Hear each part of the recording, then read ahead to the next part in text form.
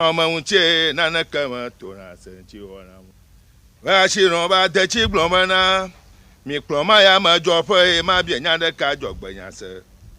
Me ashi manyo na mo. Ma dagble agbla manyo. Soma de zoya na maleka. Ejiji male yewu. Punya ma we nye ya mazuko no. Madama ha joglo. Seke do mala. Boni kaye mataleka. Na maglo nyanyu ozu amunyavon. Po makoko manya konlo oje na gbana enye ha manu myado mako.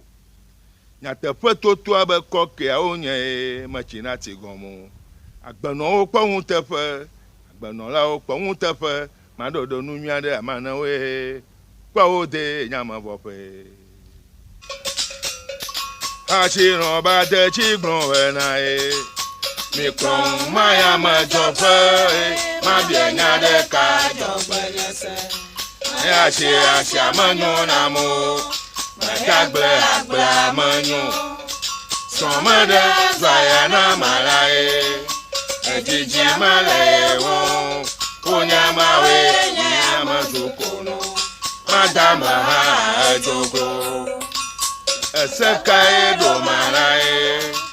Kwalika mataleka. Na magro nyanyu wazu nyabon. Kuma koko manya holo oje na gbana. Nyahama no myado mako. Nyate petoto beko ke aonye. Machina chigomu.